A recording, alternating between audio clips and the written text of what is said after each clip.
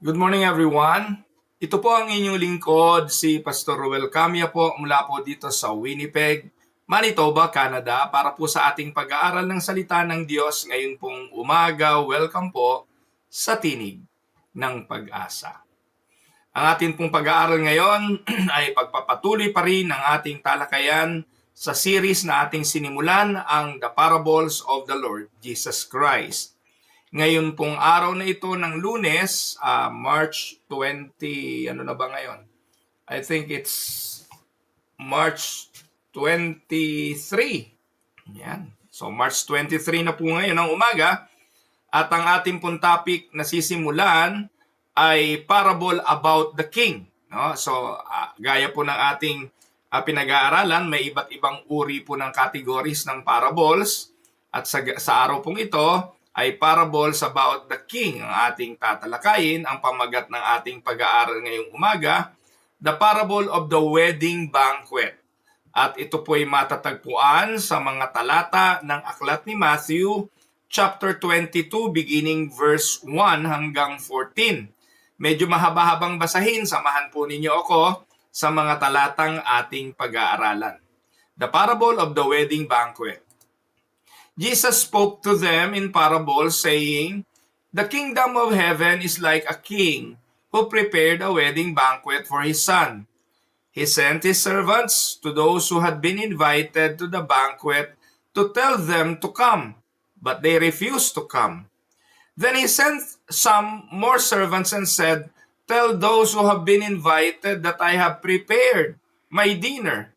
My oxen and fattened cattle have been butchered, and everything is ready. Come to the wedding banquet.' But they paid no attention and went off, one to his field, another to his business. The rest seized his servants, mistreated them, and killed them. The king was enraged. He sent his army and destroyed those murderers and burned their city. Then he said to his servants, 'The wedding banquet is ready, but those I invited did not deserve to come. So go to the street corners and invite to the banquet anyone you find.' So the servants went out into the streets and gathered all the people they could find. And the bad as well as the good, and the wedding hall was filled with guests. But when the king came in to see the guests, he noticed a man there who was not wearing wedding clothes.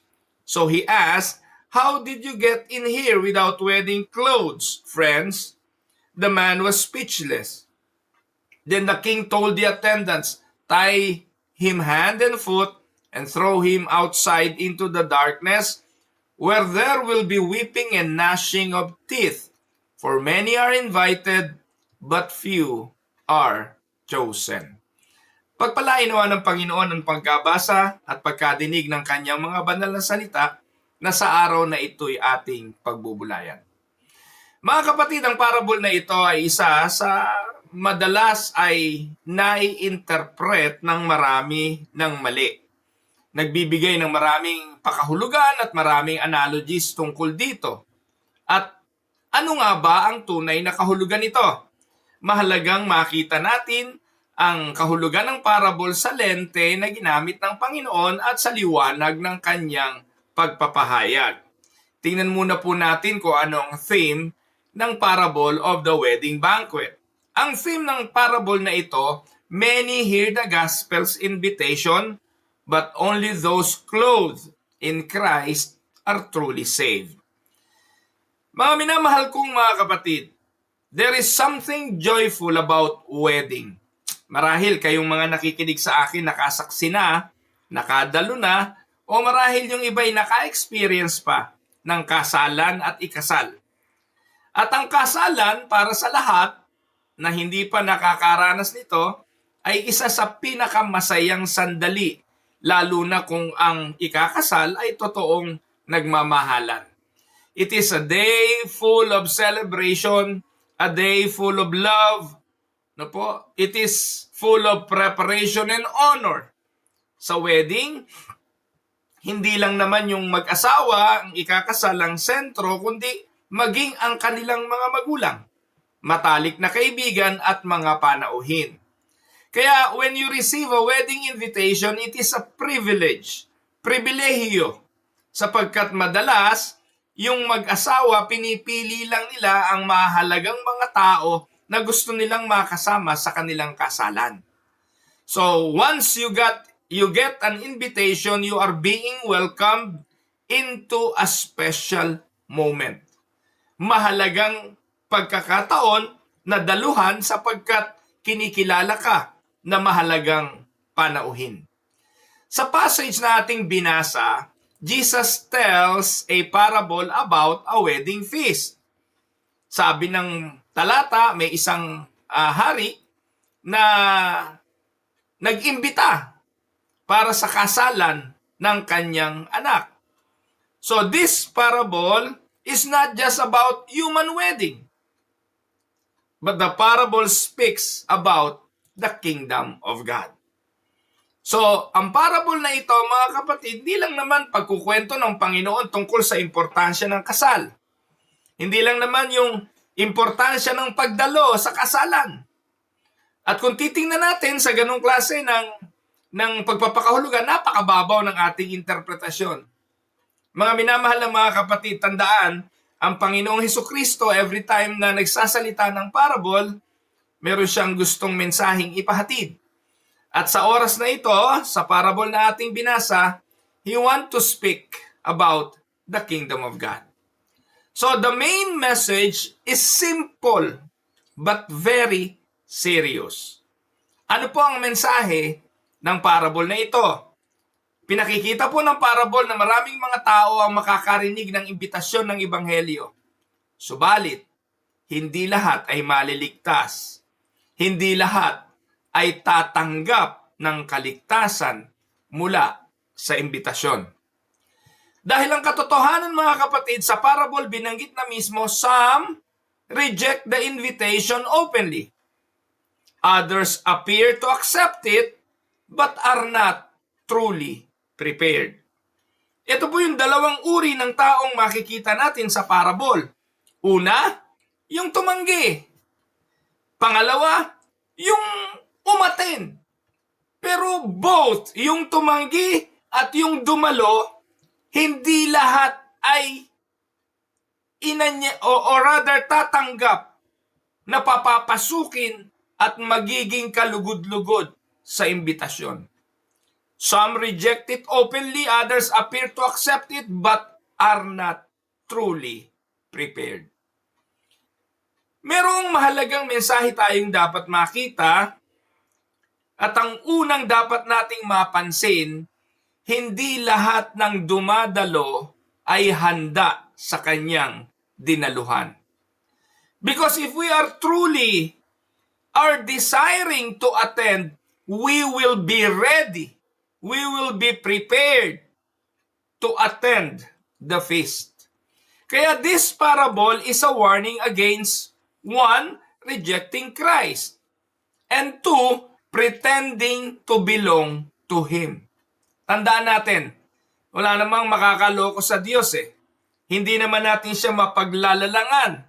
Walang bagay na hindi pwedeng maitago sa Kanya. Kaya hayag itong lahat sa Kanya, pati na ang mga motibo ng ating mga puso. Kaya ang parable na ito, warning, una, for those who reject Christ, and second, yung nagpipretend, yung nagkukunwari na kabilang sila sa Panginoon. Pagdating ng tamang panahon, i-reveal ng Diyos kung sino ang talagang Kanya. Now, before we proceed, let us go to the context of the parable. Saan ba ito ipinahayag ng Panginoon?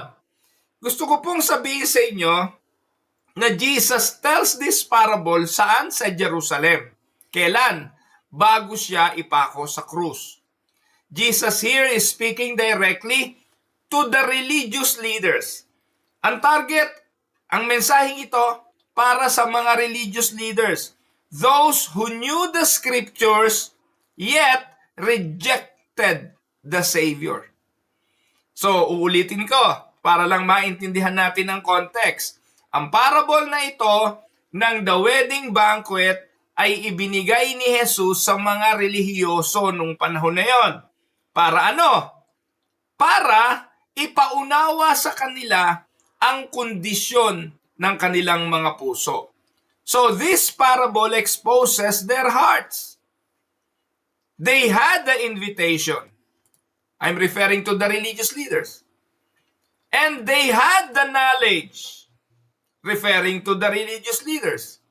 But they refused the king. So, and this warning is not only for them, this can be a warning to us also in our time.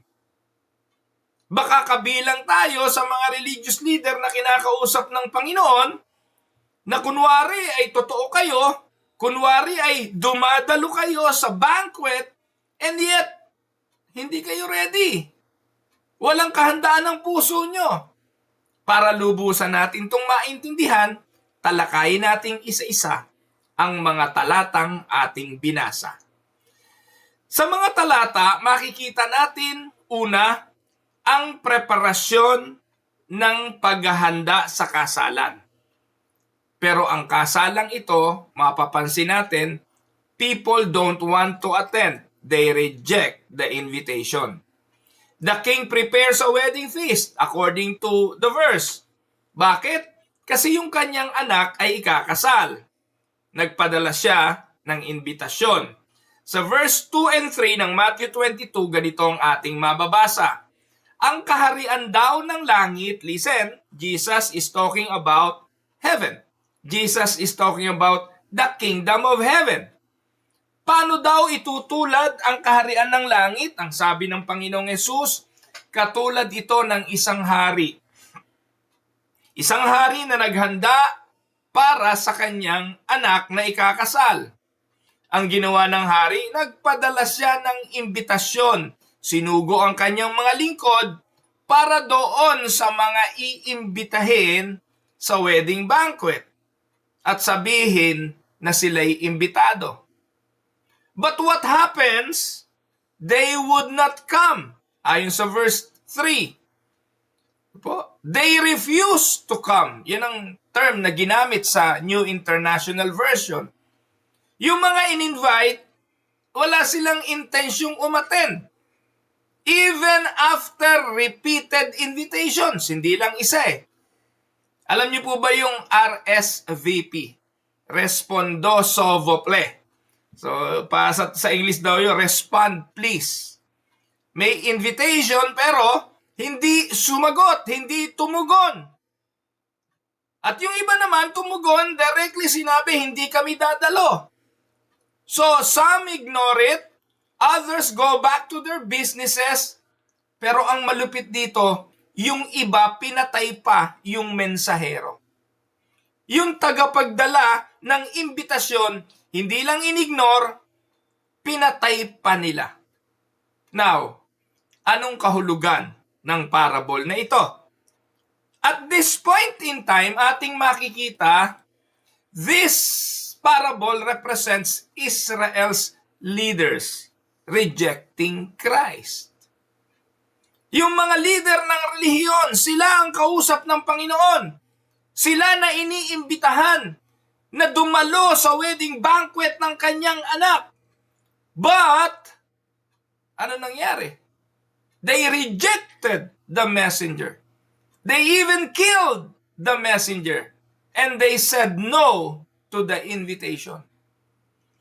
So, the religious leaders who rejected Christ was invited to attend. Paano sila inimbitahan? Sa Old Testament, mula sa bibig ng mga propeta. Sina Jeremiah, nagpahayag na sila. Yung Jeremiah 29:11. Ano bang sinasabi ron? For I know the plans I have for you, a plan to prosper you, to give you hope and a future. That was in reference to the Lord Jesus Christ. Siya yung blessing, siya yung darating na pag-asa ng bansang Israel. Pero hindi nila ito nakikita. The prophets spoke of Jesus, the coming Messiah. Sa aklat ni Isaiah, sinabi ron, I will raise a prophet among you, referring to the Lord Jesus Christ. But the leader of Israel refused to listen. They did not listen through the prophets. And then the last of the prophets was John the Baptist. He came to prepare the way for the Messiah. But they don't even listen to John the Baptist. At ang huli, the Messiah himself, the Lord Jesus Christ, came, yet they refused. So imagine mga kapatid, kung kayo ang hari, you prepared a grand feast, spending your money, your time, your effort, and then your invited guests simply ignore you. Some even insult the invitation. And that is what sin does to God.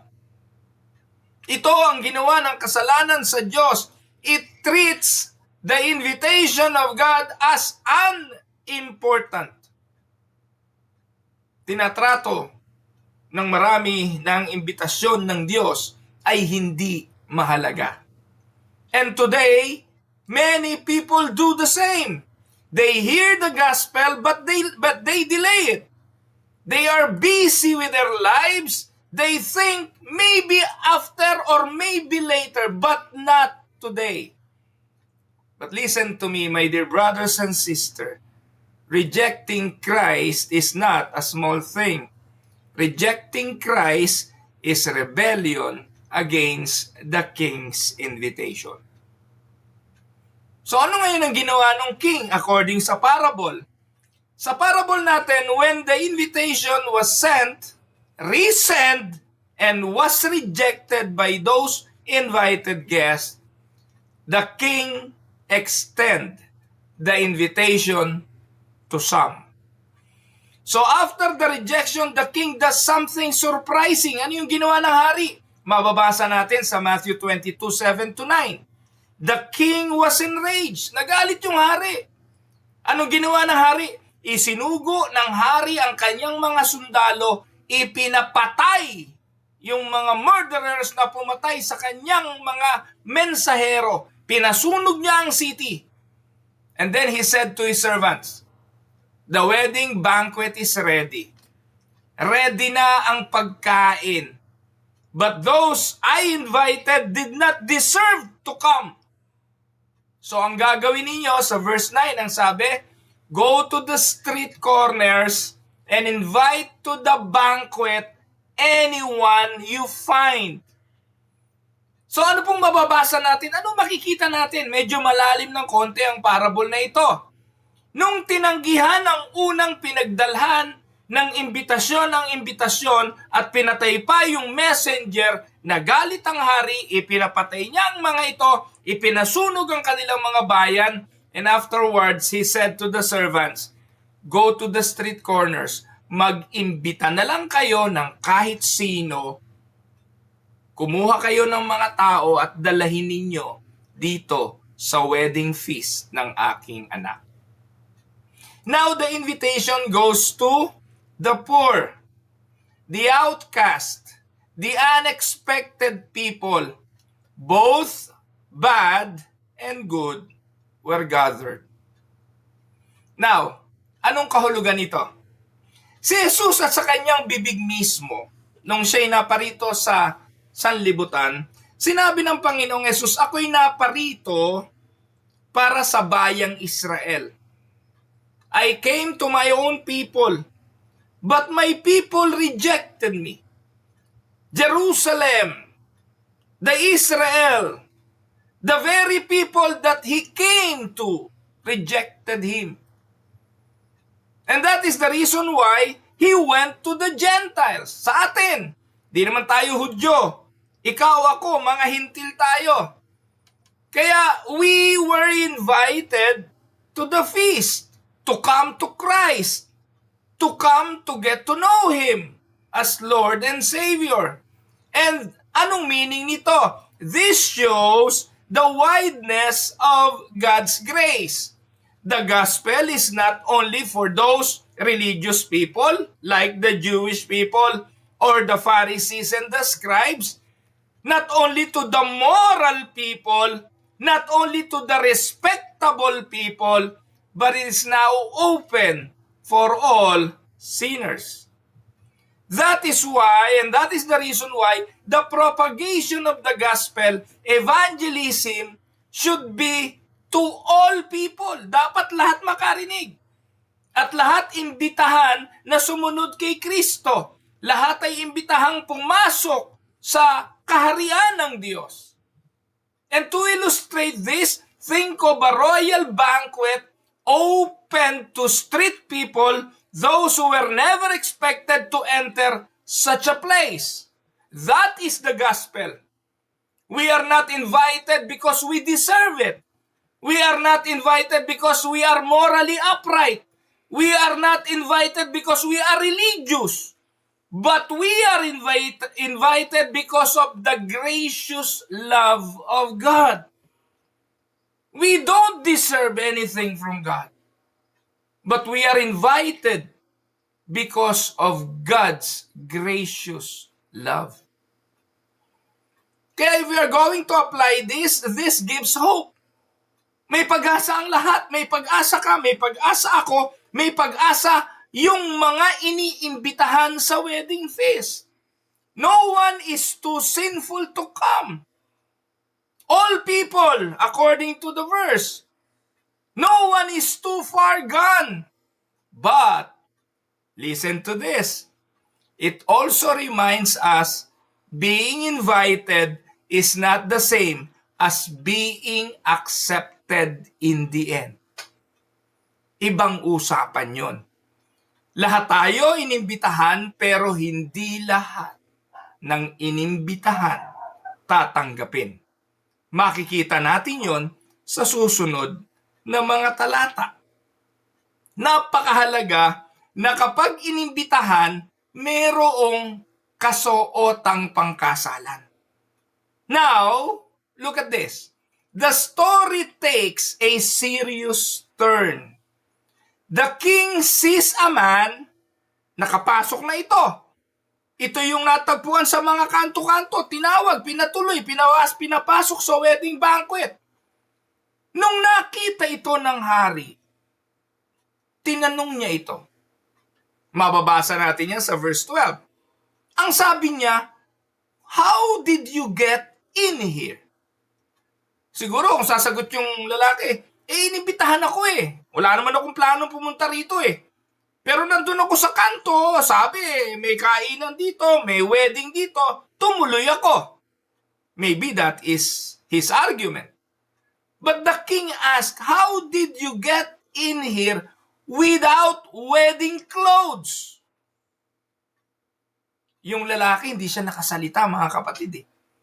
Nagbigay lang ako ng espekulasyon na kung siya'y sasagot, yun ang pwede niyang isagot. Pero dito sa ating mga talata, wala siyang naisagot. The man was speechless. He is then, cast out into outer darkness. Anong kahulugan nito? Mahalaga to, mga kapatid. In those days, the king would often provide proper garments for the guest. Noong unang panahon, kapag ikay bisita, ang hari mismo ang nagpo-provide ng proper garments para sa mga bisita. So itong lalaking ito, wala siyang pwedeng i-excuse. He came to the feast but refused to wear what was provided. Anong representation ito? This represent a person who, one, hears the gospel, join the church, but not clothed in Christ's righteousness. Mga kapatid, kung titingnan natin ito sa spiritual interpretation, tayong lahat, dahil sa ating mga kasalanan, hindi tayo makakaharap sa hari ng mga hari. Hindi tayo worthy na humarap sa King of Kings and Lord of Lords because of our filthiness, because of our sins. Pag titingnan niya tayo bilang maruming basahan, karapat-dapat sa kaparusahan. Subalit dito nga, makikita natin ang habag ng Diyos nang tayo'y makasalanan pa, si Jesus ay namatay para sa atin. At nung si Kristo'y namatay sa krus ng Kalbaryo, nung nabuhos ang kanyang dugo sa krus ng Kalbaryo, ang dugo na yon na matuwid, the righteousness of that blood that was shed on the cross of Calvary, ang siyang luminis sa ating mga kasalanan.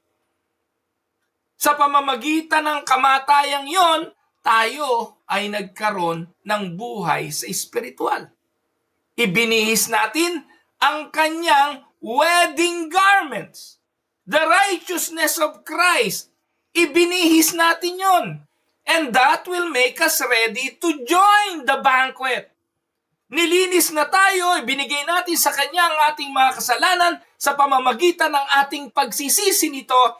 At ang kamatayan ni Jesus sa krus ng Kalbaryo, nang siya'y sumigaw na it is finished, yung dugo niya, ibinihis niya sa atin. That is the blood of righteousness. Kaya pag nakita na tayo ng King of Kings, nakita na tayo ng hari sa wedding banquet, hindi na yung ating mga kasalanan, hindi na ang ating dating kahubaran ang makikita, kung hindi ang bihis ng pagiging matuwid na dulot ng Panginoong Hesukristo. The Father will no longer see us as sinners and bondage to sin, but He will look at us as a new person in Christ, allowing us to be part of the wedding banquet. Amen? Kaya napakahalagang doktrina ito. Yung wedding garments, that is the righteousness of Christ. Kung maaalala nyo mga kapatid, ang bansang Israel, pagkatapos na ibigay o bago ibigay ng Diyos ang ikasampung salot sa bansang Ehipto, pinag-utos ng Diyos sa bansang Israel, pumatay kayo ng batang kordero, kunin ninyo ang dugo nito, at ipahid ninyo sa doorpost ng inyong mga bahay upang sa gabi sa pagdaan ng anghel ng kamatayan, lahat ng bahay na may pahid ng dugo ng kordero, lalampasan ng anghel ng kamatayan. That is the same. Bakit lalampasan? Because that house was covered, clothed by the Lamb, by the blood of righteousness of the Lamb. In the same manner, tayo, kung hindi natin naibihis, kung hindi tayo binihisan ng katuwiran ni Kristo, hindi tayo karapat-dapat sa hapag ng ating Panginoon. Kaya pati sa communion, mahalaga ito eh. Ang nagko-communion ay yung naniniwala sa kamatayan ng dugo ni Kristo, sa kamatayan ng ating Panginoon at sa sacrificial death and resurrection of the Lord Jesus Christ. Kaya ano sabi ng 2 Corinthians 5:21? Christ became sin for us. Bakit? So that we might become the righteousness of God in Him. Si Jesus ay itinuring na makasalanan. Ginawa siyang makasalanan para sa atin upang tayo ay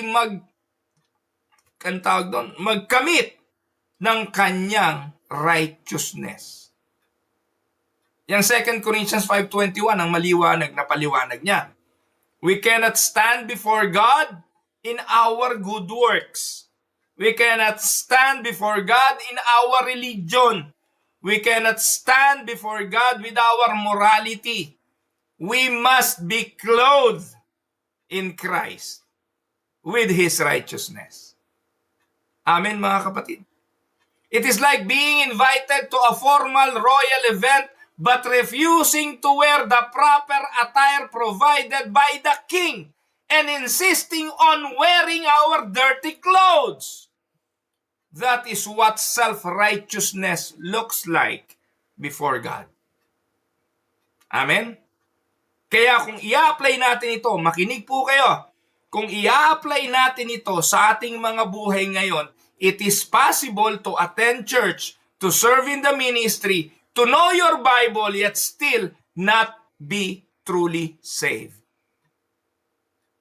The question is not, are you inside the church? Are you inside the banquet hall already? That is not the question. But the question is, are you clothed in Christ? Binihisan ka ba ng dugo ni Kristo? Ano po ang konklusyon ng kwentong ito? Let us look at the sobering conclusion. Jesus Himself ends with these words. Matthew 24:14. For many are invited, but few are chosen. Anong ibig sabihin?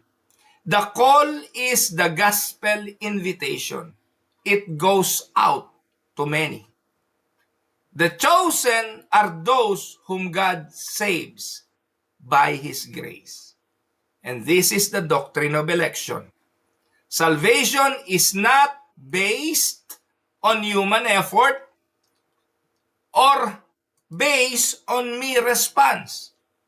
Salvation is rooted in God's sovereign grace. Amen?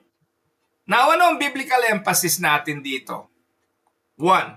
Those who are truly saved not only hear the gospel, but are transformed by God and clothed in righteousness of Christ by faith. Amen? Yan po ang pananampalatayang reform. Yung totoong ligtas, hindi lang narinig ang ebanghelyo, binago ng Diyos ang puso at binihisan ng katuwiran ni Kristo. So bilang application, mga minamahal kong mga kapatid, this should humble us. Salvation is by grace alone. It should remove false assurance. Hindi tayo naligtas because we appear saved. Ano po? Not all who appear saved are saved. Delikado yung mga false assurance eh. Palibasa na bautismuhan, palibasa sumisimba, palibasa hallelujah, hallelujah from Sunday. Pero pagdating naman ng Monday hanggang Saturday, wala rin naman. Ganun din naman ang buhay. Huwag niyong paniwalain ang inyong mga sarili sa false assurance na ito. And may this should lead us to examine our hearts. Ano po ang emphasis ng ating pag-aaral ngayon? At the center of this parable is the Son, who is the bridegroom. The feast is not about us. We are just a guest, invited. The feast is about the bridegroom, about Jesus. The invitation is through Him. And the garment is His righteousness. Ano pong ibig sabihin? Kung wala si Kristo, dahil Siya ang sentro, walang entrance. Kung wala si Kristo, dahil Siya ang sentro, no acceptance. Kung wala si Kristo, dahil Siya ang sentro, walang kaligtasan. Can we say amen to all of those? Now, ano ang practical applications? 1. Receiving the invitation is not enough. Marinig mo yung sermon kahit linggo-linggo, umattend ka ng misa, makinig ka ng mensahe, attending church or knowing the truth, it does not save. Anong dapat gawin? You must be clothed in Christ by faith. Trust not yourself. trust not your ability. Trust not your sipag. Trust Christ alone. Amen? Pangatlo, examine your assurance carefully. Ask yourself, do I truly trust Christ? Or am I relying only on my own goodness para ako maligtas? If you have that kind of assurance, you have the false kind. You need to trust Jesus alone. Now, for some reflection questions. 1, have I truly responded in the gospel or am I only familiar with it? 2, am I relying on Christ's righteousness or my own works? 3, if I stood before God today, what would I be wearing? My righteousness or Christ's righteousness? And the last, does my life show evidence of genuine faith? Mga minamahal kong mga kapatid, the invitation is still going out today. The King is calling, the feast is ready, but not everyone who hears will enter. Do not reject the invitation. Do not pretend to belong. You need to come to Christ and be clothed with His righteousness. Tayo'y manalangin. Heavenly Father, we thank you for the invitation of the gospel. We confess that we are unworthy, sinful, and unable to save ourselves. Lord, forgive us for ignoring your call or trusting in our own righteousness. May you clothe us, O God, in the righteousness of your Son, Jesus Christ. Give us true faith, not just outward religion. Help us to examine our hearts and to rest fully in Christ alone. Father, may our lives reflect that we truly belong to the King, and may we be ready when the final feast comes. In Jesus' name we pray. Amen.